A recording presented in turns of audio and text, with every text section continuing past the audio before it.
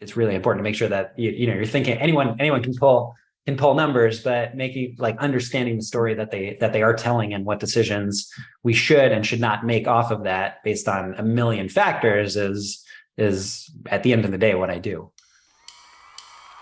Welcome to RevOps Rockstars, in pursuit of unicorns. I'm David Carnes. And I'm Jaren Chu. Join us as we interview RevOps leaders to explore the challenges they have faced, the biggest lessons they've learned, and what they think makes a RevOps rockstar. This show is brought to you by OpFocus, on a mission to help companies run their businesses better by letting you focus on growth while we scale your operations. Let's get this show on the road.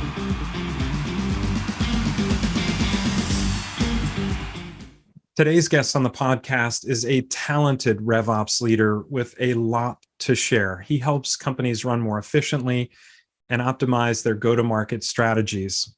He's a skilled ops leader who has led teams at LinkedIn and Deloitte. Today's guest is VP of Revenue Operations at Glia, Danny Schonfeld. Thank you so much for having me, David. It's great to meet you and be here. So Danny, we'd like to start off by asking you, what's something in RevOps that you've had to learn the hard way? What comes to mind is making sure to hire people that are energized both by the strategy and operations work. I am an optimistic person, and I'm always, excited about the big projects that people are going to be able to get involved with. And it's important to not only be flexible in being able to go from one meeting where we're focused on what's gonna generate long-term revenue, what new geographies or new industries are we going to enter, and then 30 minutes later go into fixing some back-end data issue in connecting one data source to a dashboard or many other iterations of that. And I remember, especially earlier in my RevOps tenure, thinking that, okay, we're going to fix this. We're going to fix these issues, and we're going to do more of the cool strategy work that people talk about, get excited about. But it's also just it's not enough to just have the skills to be able to go back and forth. I've found that people who are energized by both are what make them really successful in the role. Right? You need to be excited about both the destination of the cool stuff that we're building, as well as the journey of getting there. And then specifically, when trying to hire people who are as excited about the strategy, how do you determine that? Well, I mean, there's some tactical things around the interview process, right? Of really probing and really understanding what sorts of experiences they've had that have energized them. I also like to use case style interviews. I grew up as a management consultant, and it's kind of bred into me. And I think it's a really good way of seeing how people think and trying to weave in both operational and strategic components into that to find out what really excites them and motivates them to like why they're coming into a role like this, why they're coming into if it's a career switch or moving from something like an external consulting role to a more internal, RevOps like position, that getting at why they're doing it and making sure that they're eager to do both. And, you talked about learning the hard way, as you can probably infer from my points. I did do that early on and hired some people who were, like, yeah, I'm fine with the ops stuff. I'm excited about doing the strategy stuff, and having some issues as a result, and it not always working out and needing to make some hard decisions, and shifting my style in terms of the conversations that I had with people up front of really aligning the expectations with the reality of the job, so that it does line up with what people are expecting, has just been a complete shift. The one other point I'll say is modeling that behavior, right, early on, and being willing to roll my sleeves up and showing that and demonstrating, that at this point in my career, I've been leading teams for many years, and I'm still very involved in the details and have a lot of examples of doing so. Even at this stage. I really love what you're describing about modeling behavior, and it's a good way to kind of zoom into this particular piece around your current role.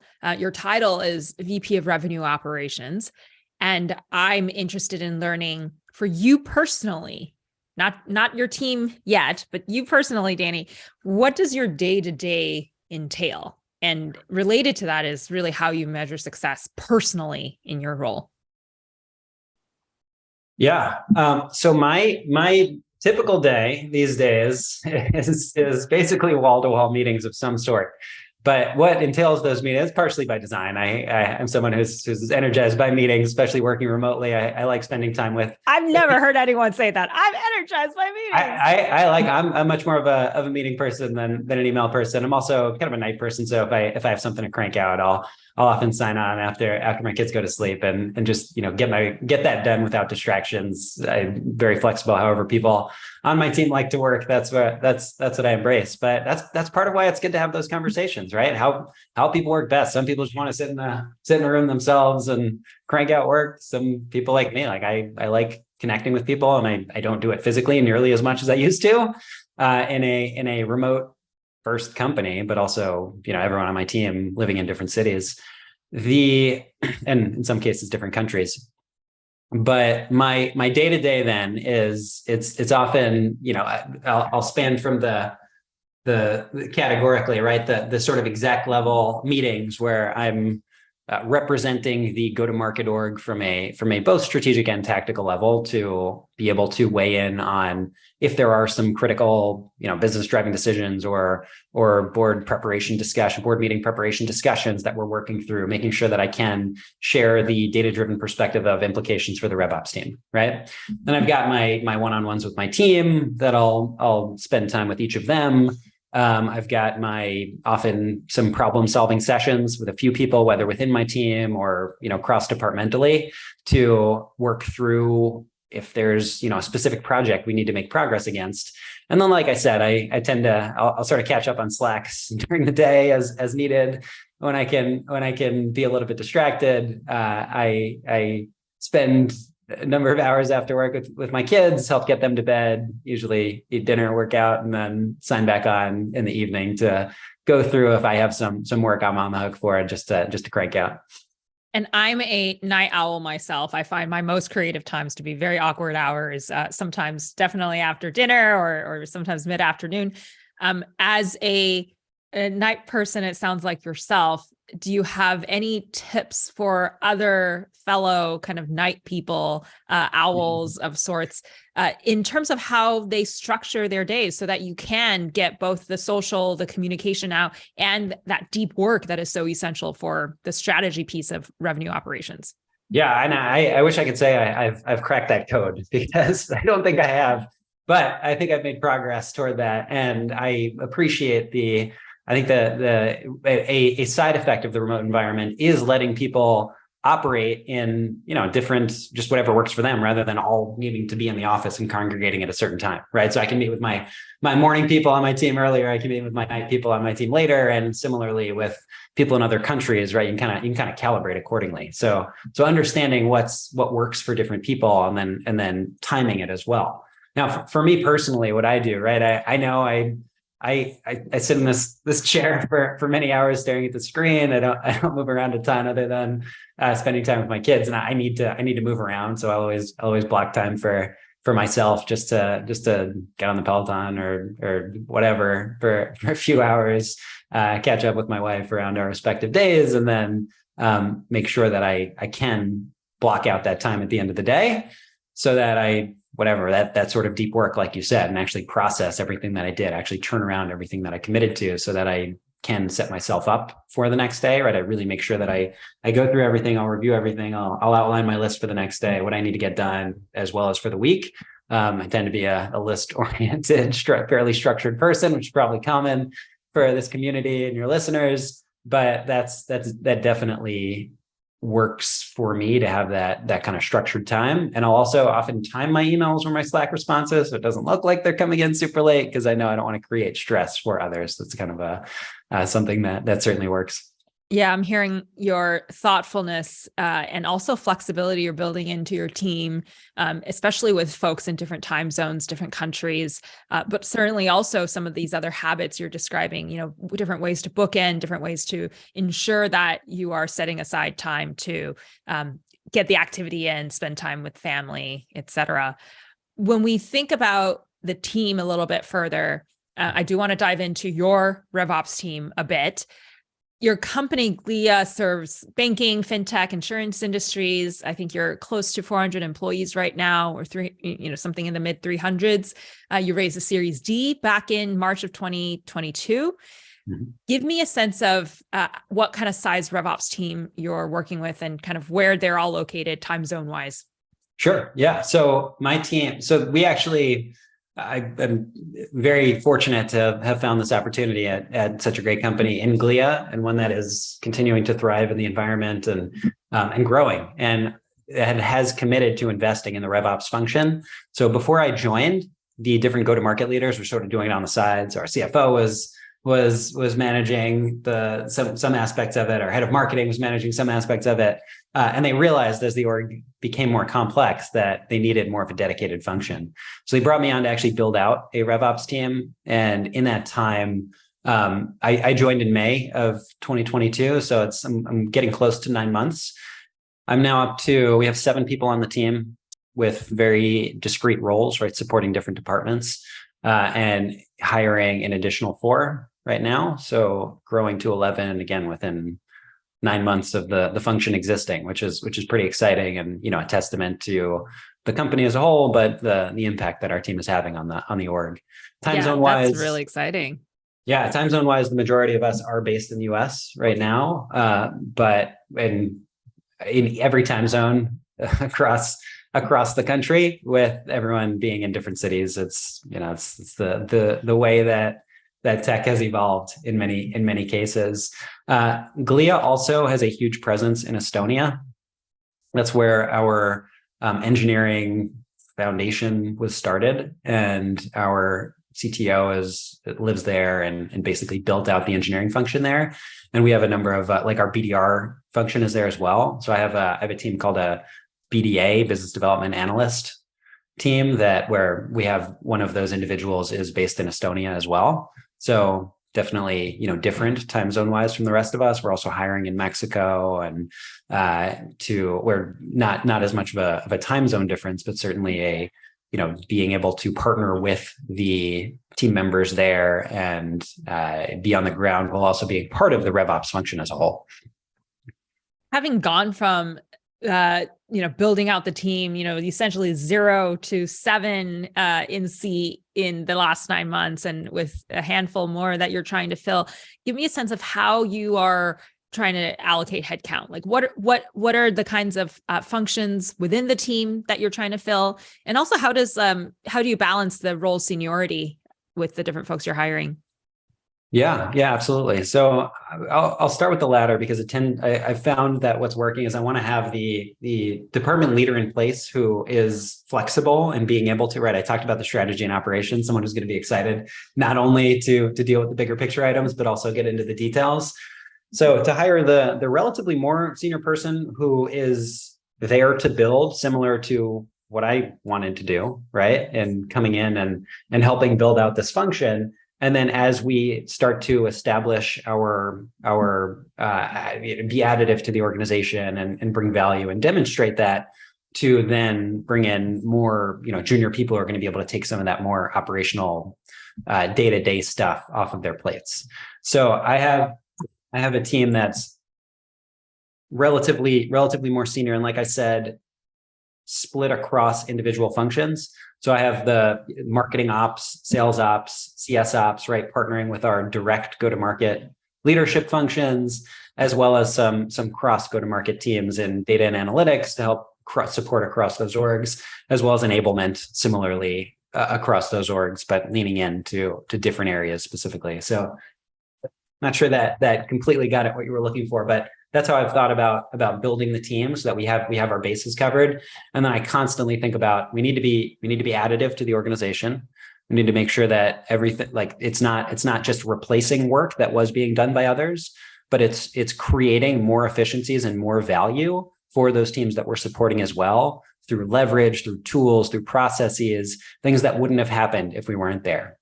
I want to definitely seize on that last piece you're talking about, because you've mentioned a couple of times now, both in terms of, hey, the team's growing because we're increasing impact in the business, but also you mentioned just now around trying to build more efficiency, trying to increase tool adoption processes.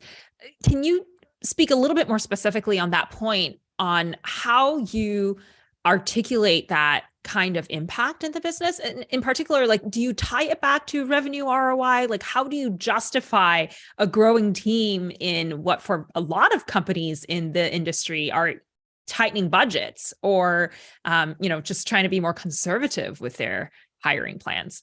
Yes. And I do want to say Glia as a whole is hiring. This is not unique to my team, which is very fortunate. I fully recognize. At the same time, we're not immune to or ignorant of what's happening in the broader market, which is this tightening of budgets and a greater focus on, well, not stagnation by any means, or just cost cutting, but efficient growth, right? In that it's no longer a grow at all costs environment. It's one that needs to be deliberate. And part of the way that we do that, which I was hinting at, is one headcount is not necessarily equal to another, right? In terms of the cost and expected impact. And that's what brings me a little bit to being creative and looking at countries where there's often incredible talent that we can, where the cost of living is lower, and as a result, salaries can also tend to be a little bit lower. So that's a way that we can creatively add additional headcount that has really strong impact on the organization without breaking the bank at the same time. And at my last role at UiPath, my team of about 25 was split across 5 different countries, right? And that's part of what I learned more about this type of model and of integrating teams across different regions in a way that where some of the most brilliant people I've worked with were in countries all over the globe. And there are certainly trade-offs and drawbacks of being in this remote first environment, but there's a lot of benefits in not only, on the cost side, but on the just widening of the talent pool that we can pull from at the same time.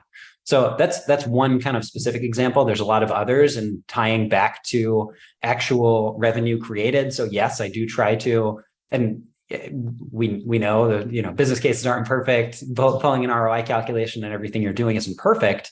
But if there are ways to demonstrate actual value, if it's speeding up ramp time of an AE through better enablement practices, right? That's an actual dollar in our pocket sooner. If it's speeding up cash collections through improved processes on our professional services or launch management process, right? That's actually collecting a dollar, because we collect dollars on go live. That's actually collecting dollars in a way that we wouldn't have previously. So I can measure in our ROI associated with that. Not everything is as cleanly tied, but I do push my team and have a very and feel very strongly that we should continue to demonstrate our value, because, like you said, we're a cost center, and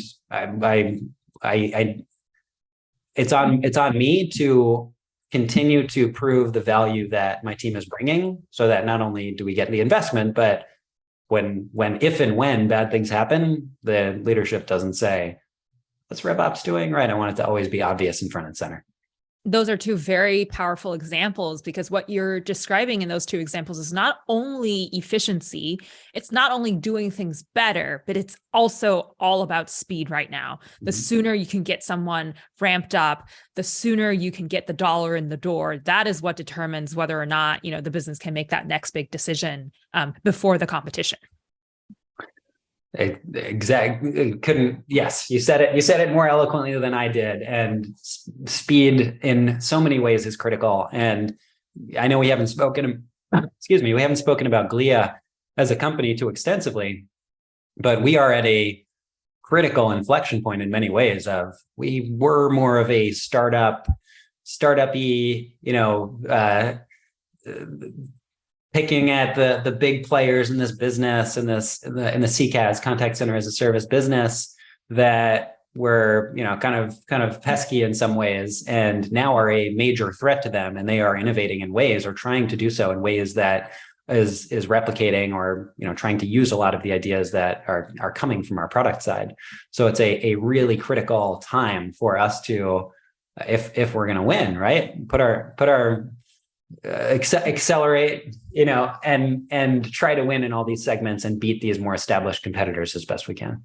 I love that. I know we're going to talk about Glia a little bit later when we talk about your background. My last question as it relates to your team, before we move on to some other interesting topics, is given that you are hiring in different countries, can you give me a sense of whether there are certain roles that you prefer to keep here in the US? Are there certain kinds of roles you want to keep in-house versus you're okay with outsourcing, say having outside consultants, developers, et cetera, bolster your team? How do you kind of approach that distribution? Yes. And you're right, because I have onshore, offshore, and outsourced resources on my team, and have for many years now. And yeah, I do try to think about it in what makes the most sense. Now, I will say, I'll start with the outsourcing, because it's maybe a little bit easier. And I have found, the level, how ingrained we need to be in the business, and our data and our systems and our tools is really complicated, to the point that it's very hard to bring someone on as a mercenary for a short time, such that it warrants the amount of investment it takes to get them ramped up in a way that they can really add value without needing a ton of handholding. So for outsourcing, it's I more use it for more transactional tasks, and individuals who don't need to be as embedded in our data as others. Regarding the onshore versus offshore at the same time, like I said, both Glia and UiPath are relatively global companies, so it's not as critical of an issue. That said, Glia's go-to-market leadership team is based in the US, and there is a lot of value in us being able to work very closely with those leaders. So I've tend to, for the partners that are aligning, for my team members that are aligning with those go-to-market leaders, am hiring more in the US, right? So that they can be closer, they can meet more regularly in person. We don't have the same time zone issues. They, for all of the reasons that they need to be connected, that's tended to work for me. For more, maybe junior team members who are looking to grow and learn how to be that primary point of contact for a go-to-market leader, I've been more flexible in where I'm hiring them. And they, in the future, if you ask me in 5 years, I'm sure I would tell you that I'm hiring go-to-market leadership partners on the RevOps side, right? Everywhere. We're just not there yet, but I definitely see it as a trend, both for me personally and where the industry will head. One of the exciting ways that RevOps teams have an opportunity to engage with the board or investors is the preparation of board materials. Is that something that your team is actively involved with? Yes. We prep a pretty substantial portion of the go-to-market board materials. And is that something that you're doing with specific tool set, or are you doing it in a set way each time? I tend to have a series of slides that resonate with the board that I will update. There's the kind of standard high-level performance metrics and how we're tracking against them that the board does care about, but also knowing where and when to probe on some of the specific initiatives and what the data is indicating and how we're progressing against those.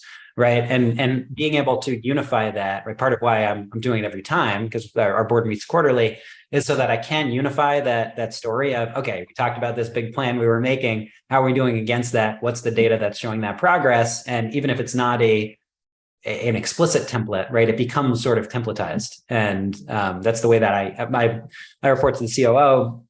That's the way that he and I have kind of structured those materials, and while recognizing things they care about. So I already mentioned the efficient growth piece, making sure that that's weaved in through the materials, being able to show, yes, if there was this big investment that we've made, how it's progressing, and both from a cost and return perspective and projections of where that's heading, so that we can keep having that barometer of measuring against. I want to preempt and predict what questions they'll ask, make sure that we have that information ready, because again, I'm not in those meetings, so we'll spend a lot of time going through that and thinking through the different types of questions they'll ask about and scenarios that are likely to come up.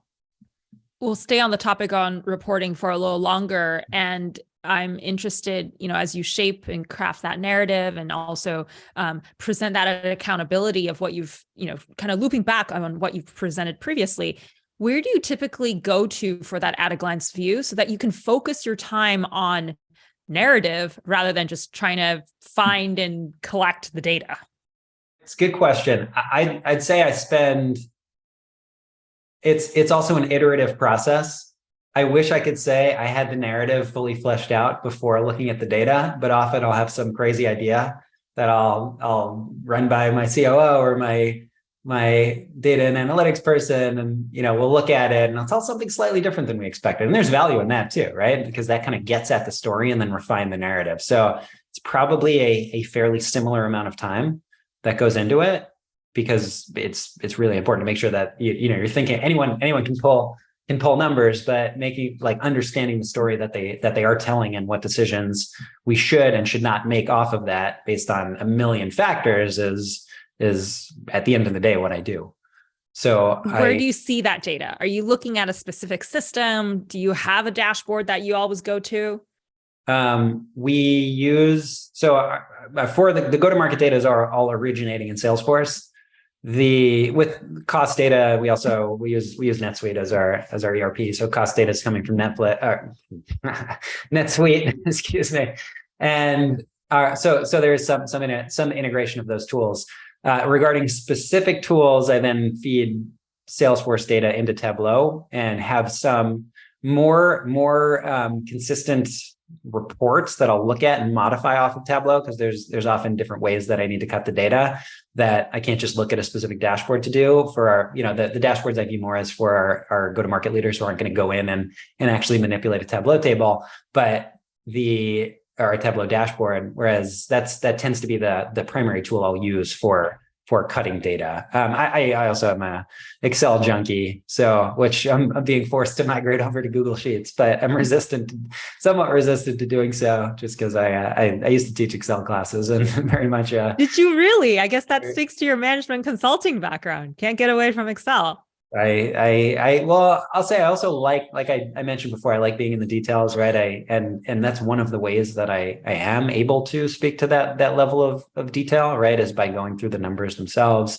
I build a planning file. I have for many, 10-ish consecutive planning cycles that I refer back to and my leadership team refers back to and can cut in a million different ways. So, short answer is Tableau, Salesforce, Excel, but there are many other offshoots that I'll pull specific reports from as well.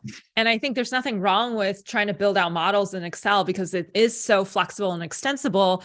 I think the key, of course, is at some point, how do we migrate it into a place where everyone else has that same visibility, that set amount of filters and different ways to look at it, so we are on the same page?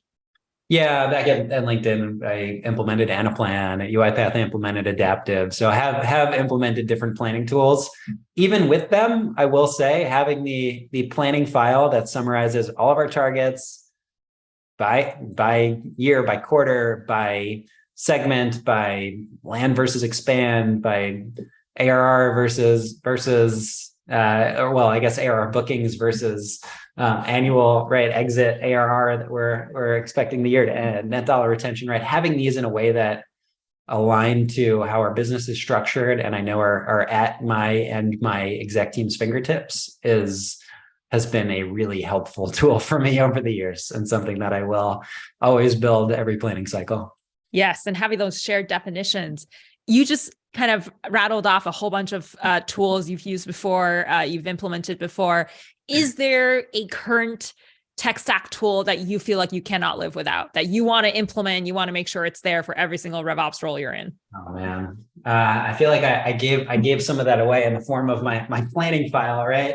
Tableau is certainly a great data visualization tool. I have a love-hate relationship with Clary of the visualization and UI capabilities are great. The customization, not quite as much, but it's worked for me because for the use case, I've needed those visualization abilities.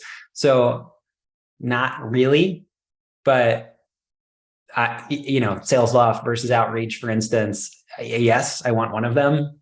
Am I tied to one or the other? Not necessarily, because I've seen success with both. So, I mean, Salesforce is a boring answer, but I haven't seen a better CRM solution that helps collect the data than Salesforce. Yeah, and we're hearing that a lot, just to have certainly a lot of the top leaders in each of these kind of tech stack categories deliver similar types of functionality, but there are certain categories, like what you just said, the BDR tools, the forecasting tools, of course, your core CRM, that's a must for a lot of RevOps leaders. Yeah, 100%. And I will say, just on the topic of tech stack, not exactly what you asked about, but I have noticed a trend of vendors moving toward more consolidation horizontally across different functionalities. I feel like everyone's pitching me a forecasting tool these days, and I get it, and it's a good way of thinking about that efficient growth and cost cutting. If I can consolidate across platforms, there's ease of use benefits. I'm not quite there yet, but it's certainly a trend that I'm following and considering. But I've yet to see a substitute for Salesforce that will take its place.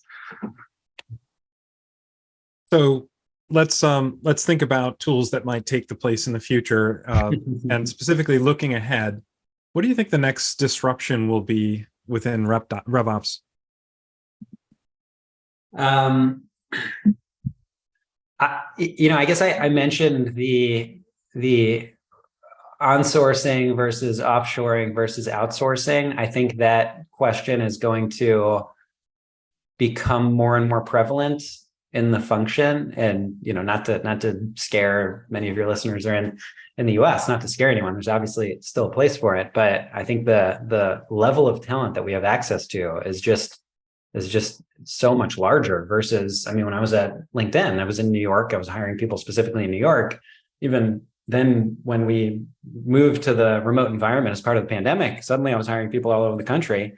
And then, like I said, over at UiPath and now Glia, I'm looking internationally. So there's just so much more talent to be able to choose from, which is incredible and has let me hire and find some just really amazing people over the years. That said, that speaks to the broader trend, right? That's kind of a subset of that greater focus on cost and gross margins. I talked about that efficient growth perspective in working with the board and us thinking about it from a more of a return perspective than a grow at all costs perspective. And that's something that being able to report on our investments in a way that reflects their returns is going to be a continued trend that we pay attention to. And I'd be remiss if I didn't mention automation, AI, and machine learning as part of it. That's what my past employer UiPath did. We recently acquired Aglia, a AI provider. So these are not specific to they're not specific to RevOps, but there's a lot that we're doing and I'm thinking about of applying automation to our processes, right? That's more process automation, which is UiPath's bread and butter, but ways to do more for less and use the same trend that is all over tech news cycles of, in a less explicit way, but of applying those concepts as, AI as a general purpose technology to what we're doing as well. And I'm dipping my toes in it and see a ton of potential there. So the first part of the podcast episode today, we talked a lot about RevOps. We talked about the role and what you've been doing at Glia. We'd like to shift now and talk about you. So you are in Minneapolis, Minnesota. Mm-hmm. You studied economics at Rice. You did an MBA at the Kellogg School at Northwestern. Your previous position, you were Senior Director of RevOps at UiPath. You've talked a little bit about that today. What I'd like to know is, how did you get into SaaS RevOps? Sure. And I'll say when I first entered RevOps at LinkedIn, I was actually in the media function. So most of my RevOps tenure has been in media, not in SaaS.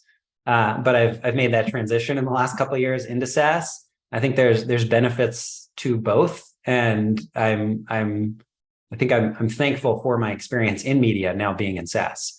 Now, with that said, what got me into it in the first place was I've always been interested in technology. I always wanted to work for a large tech company, and I was certainly a fan and follower of a lot of the tools that they'd created. A lot of my consulting work was with tech companies, or at least platforms that we'd work with them on. And I also love that the combination of strategy and operations that I did as a consultant, and wanted to get off the road. I was traveling Monday to Thursday, basically every week. So living in New York, where I'm from, I found this opportunity at LinkedIn, and it was just a chance to get into the tech world. I didn't know much about sales ops or rev ops at the time. I just knew it was a way to mix strategy and operations. And yeah, sure, sales organization, I can apply what I've done to that. That's great. So it was I did a lot of research on it, of course, before the interview process, but I didn't have explicit experience there. It was more just I wanted to get into tech. Now, what I soon learned after that, which is what brings me here, is that it was a great fit for my skills, for my interests, for being in a visible and impactful role in tech companies, of being able to work on these really critical projects that were setting the blueprints for how we were going to grow and expand and reach the next level. And I loved that. So that's what got me into it, and that's what kept me. So you're coming up on a year in your current role at Glia. If you could go back to day one and give yourself some advice, what would that be?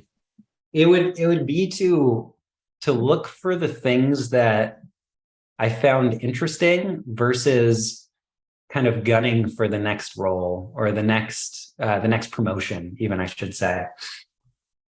I feel like I was maybe overly invested in, what can I work on that's gonna help the organization, and in a way that reflects well on my team, that's going to grow my team and get me promoted to the next level and give me a bigger scope. And it was almost on the overly focused on the extrinsic motivation factors rather than the intrinsic motivation factors. And when I look back on my time earlier in my career, especially, the things that stick out were the ones that, when I worked on stuff that was just really cool and motivating to work on. And I found that tended to be, when I was more invested in it, tended to also then create more value for the organization, because it was, we had so many ideas that we could work from, and so many things that can impact the org. And there's a lot more overlap there than I thought. And things kind of work out when you work on interesting things that are you can talk about passionately. And I wish I dedicated a little bit more time toward those bigger projects versus the constant, okay, I need to go there. Well, what's so great about focusing on interesting things is you're going to be more excited to learn and do more with that topic. Danny, you mentioned having children before, and it's okay to focus on promotions and other things like growing your team. It's totally understandable having little ones to think of. Yes, exactly. That's and I don't have great parallels for what I do and what my kids do, other than and like instilling lessons to my kids. But they're young. I have a 4-year-old and a 1.5-year-old daughter, two girls. And right now we're focused on what's the most fun. What do they have fun doing? Let's do that. And I'm much less trying to push my hobbies or my interests on them than maybe I had expected to before having kids. We typically want to find out, what's next on someone's career bucket list, but given what we just had a discussion about, maybe I want to shift it a little bit. I mean, I do want to hear what's next on your career bucket list. That's okay. Looking for the next thing, but I think more specifically, I want to know, what are those interesting things? What are those skills? What are those areas that intrigue you that you'd want to build on further? Maybe you want to learn about or complement what you already have in your experiences. Perhaps it's not necessarily just the next role, but like what's keeping your obsession in terms of something you'd have a lot of fun doing next or exploring next? Yeah, sure. So, I'll use the answer to the initial question that you wanted to ask to help answer the overall one, which is a couple things that I'm excited about doing. One is to take a company public. Hopefully that's in Glea's future, and I don't know yet. We're still early stage, but that'd be a really exciting way to apply a lot of what I've learned to a new interesting challenge. The second one is being on a board. We talked a little bit before around prepping materials and finding the things that thinking about the things that they're thinking about from that very high level perspective. And I'd love to be on the other side of that someday as well. And, want to think about working toward that at the same time. Not in a rat race way of get the next promotion, but just as a interesting thing that I'd like to do someday. Coming back to the point though of I guess motivation and exciting things to work on. I always enjoy learning about new functions and getting exposed to more aspects of the organization. And one of the things that I've done is moved from relatively smaller scoped roles in larger companies to progressively larger scoped roles in smaller companies. So LinkedIn, right? Pretty huge organization. I had my org that I ran, but it was in a relatively narrow part of LinkedIn as a whole. UiPath, smaller organization, a couple thousand, LinkedIn was 15 to 20,000 by the time I left.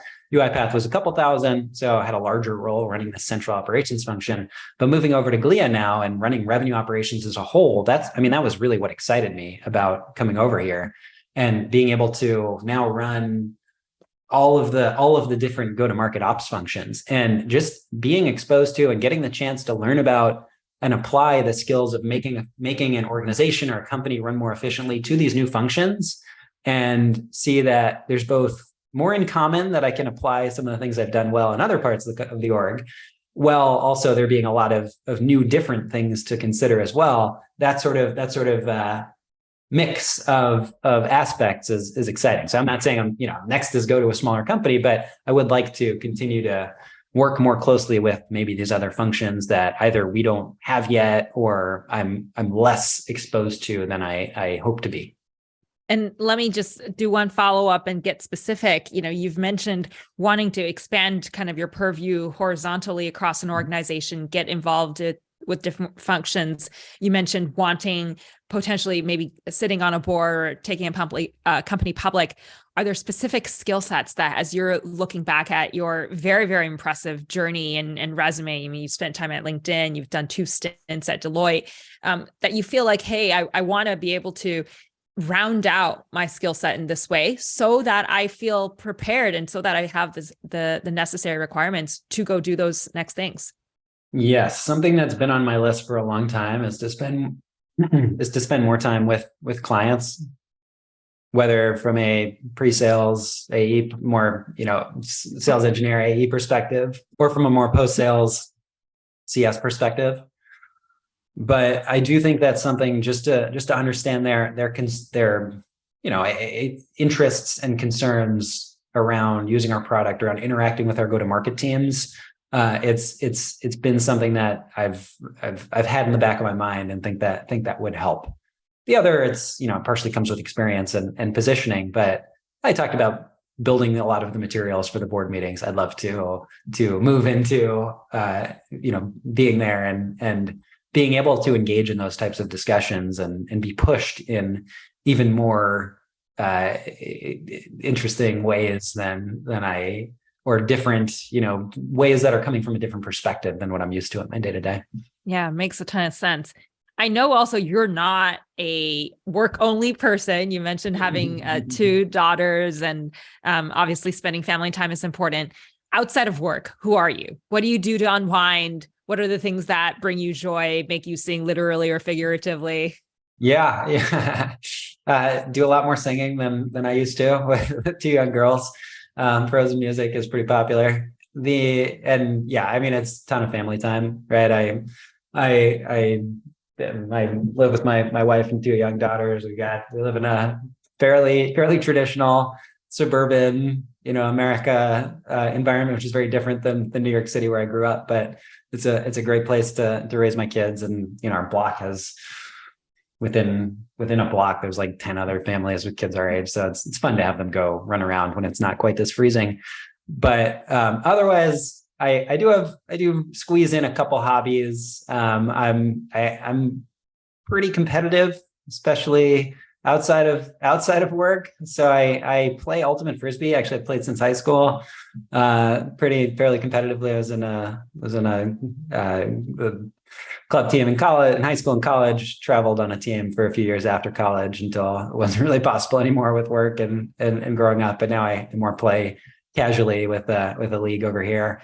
And then along those lines, I play strategy board games, also known as hobby board games in the community. It's a good way, it's a good outlet for competitiveness, while also having a shared activity with people who just kind of something to do while getting to know a lot of the neighbors and people around here. The last thing I'll mention is I do enjoy reading and consuming content, and I read a lot of behavioral economics books and listen to those sorts of podcasts as well. And just to try to be a more interesting, thoughtful person. Well, just getting, it's just a lot of fun to do that stuff for me. So very cool. So I imagine Settlers of Catan has been in your repertoire of games at some point in the past. It is. I have a version that's about 25 years old. And that's great. Is falling apart. So yes. That's great. So you mentioned some resources you turn to for behavioral economics learning. What resources do you turn to for RevOps learning? The number one is people who I trust and have worked with over the years. So I actually have a text thread with two former colleagues, Kyle Stout and Bart Piella, who are just both really amazing close friends, and who we'll all kind of run crazy ideas by. Kyle was my manager over at LinkedIn and UiPath, and remains a very close friend and mentor, and someone I will always look up to and be grateful for everything he did for me in my career. Bart reported to me at both LinkedIn and UiPath, and also we've stayed really close, and is just a brilliant person who will, I know, give me a thoughtful response to whatever crazy idea I give to him. They both work in the field as well, and are really good resources. There's a lot of other former colleagues that I do still keep up with regularly, both as a mentor, more as a mentor for many of them. And I like hearing the sorts of things that they're thinking about in their careers. On the other end is I listen to SaaStr podcast. I read the Selling Brew emails that are, I always enjoy the metaphors that they'll come out with for thinking about various RevOps or sales ops issues, and would be lying if I said I never applied any of those to some of the work I was doing and how I share concepts. So I do try to read some content as well, and consume some content that keeps me current and think through ideas. I'm sure a lot of people, when you ask the trend question, you're talking about PLG. That's less of the case for us right now, but or even usage-based pricing, right? Those are on my radar, and I'm always thinking about whether it's time to start introducing some of those concepts over here. But my biggest and most important resource is my network. Yeah, thank you for sharing all that. That's fantastic. And I hope for all of our listeners that each of you are building up that network of trusted individuals like Danny described. It's so incredibly valuable. So Danny, where can people find you? Are you out on social media, perhaps LinkedIn? Yes, LinkedIn is the one form of social media that I use.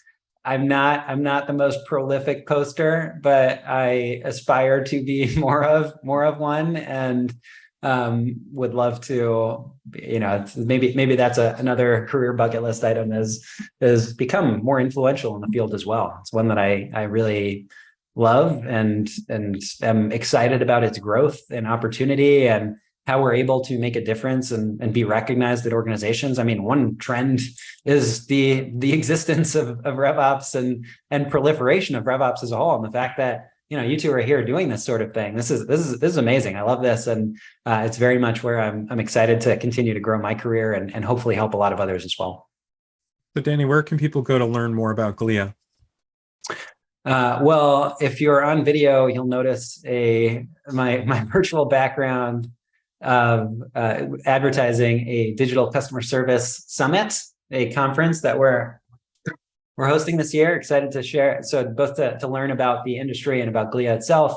We actually have Magic Johnson as our keynote speaker there, which is really exciting. It's coming up in April in Arizona to help share the idea in the future of where this rapidly growing and budding industry is headed that Glia is helping pioneer. Otherwise, our Glia.com or the digital customer service book that our CEO actually wrote and helping establish the category. Oh, that's so great. Danny, it's been such a pleasure to have you on the podcast as our guest today. Both Jaron and I know we've learned a lot. I know our listeners have learned a lot. You've shared so many great examples of how you've structured your team, how you think about systems and processes and data, and how you interact with your peers to continue your learning journey. We really appreciate you sharing all of this on the podcast today.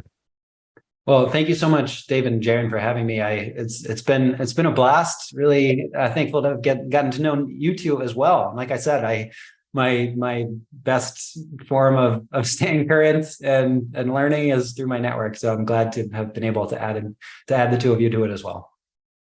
And I also want to thank our audience for listening today. I know a lot of the audience are folks in similar positions, trying to grow their teams or trying to manage their teams through this challenging economy right now.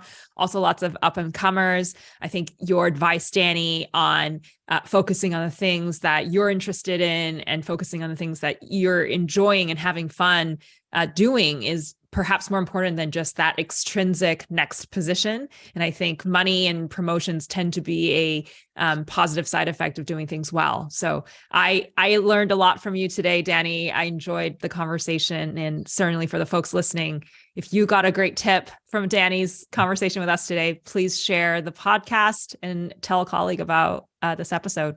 Thank you, Danny, for coming on the show today. Thank you. Thank you so much. And this has been another exciting gem-filled episode of RevOps Rockstars. See you next time. Stay classy, Rockstars. And that wraps up another episode. Thank you so much for joining us. For show notes and other episodes, visit RevOpsRockstars.com. RevOps Rockstars is sponsored by OpFocus. Visit OpFocus.com to learn more about how OpFocus helps SaaS companies scale their revenue operations.